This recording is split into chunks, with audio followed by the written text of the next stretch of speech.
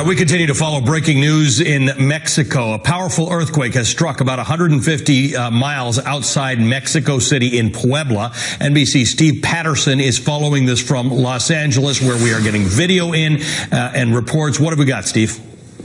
So the epicenter so far is reported to be in a town called Rebozo, as you mentioned, a few miles outside of Mexico City. But just look at the aftermath there in Mexico City. This is a 7.1 quake. It comes on the anniversary of an 8.0 quake back in 1985. That quake devastated Mexico City. Thousands of people dead, billions of dollars in damage. And just look at the images that are now coming in on this quake. It is not a good sign when you see parts of a major city, a major metropolitan city like Mexico City, reduced to rubble right after the quake. That's the images that are coming in. We've got user video of, you saw that newsroom shot of just offices shaking, items falling off.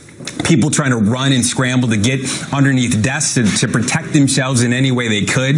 And then outside, we're starting to see images of chaos, buildings reduced to rubble, people crying and wondering what's going on.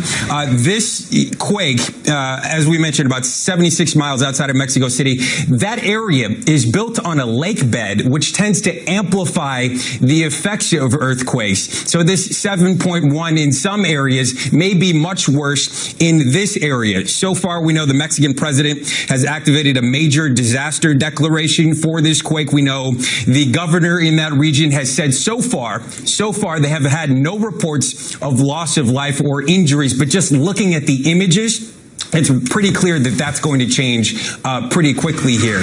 We've seen crews on the ground. We've seen, as you mentioned, you're looking at people scrambling during this quake. It seemed to be a long, sustained quake that did a lot of damage in a very short amount of time with violent tremors that sent people fleeing and looking for any sort of help. No reports yet, again, of any injuries, of any deaths at this point. But again, look at the images we're seeing. The facades totally wiped off of buildings. Church steeples taken and reduced and just destroyed and ripped off the side, thrown to the ground, people scrambling and crying and trying to figure out what the situation is on the ground. That's work that's being done as we speak as crews make their way in there to identify and take account of exactly what happened. We also know the Mexico Stock Exchange has suspended trading because of this quake. So there already are the effects of this widespread damage that's being reported in Mexico City, the effects and the devastation of which we will find out in the coming minutes and hours. All right, Steve, stay in close touch with us on this story. Steve Patterson following the quake in Mexico from Los Angeles as we're gathering more information. It's a 7.1 quake.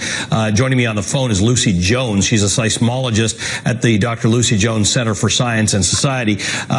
Lucy, what do you make of the information that you've got on this quake so far? Well, what we're seeing is an earthquake within the slab below Mexico. So it's relatively close to Mexico City, and as your previous reporter was saying, Mexico City's soils amplify shaking and make every earthquake quite a bit worse. It's not very far away. It's only about 80 miles from the center of Mexico City. It's deep, so it's about 30 miles below the surface of the earth, but it's a pretty large earthquake. It's actually similar in tectonic sense to the 8 that happened a couple of weeks ago. I think it's far enough away that it's not a direct aftershock, but it might be related. What do people who don't experience earthquakes have to know about a 7.1? What does that mean?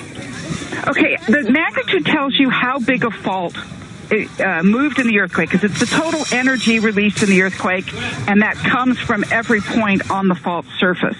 So a 7 means you've got a fault that's at least about 30 or 40 miles long. You know, it might have ruptured towards Mexico City, which might explain higher levels of shaking there. It's also going to last for a pretty long time. A magnitude 7 is going to last for at least 20 to 30 seconds that the Earth is producing energy. And it's going to have aftershocks. One thing about a deeper earthquake, they tend to have somewhat fewer aftershocks, so that might not be as bad a problem this time.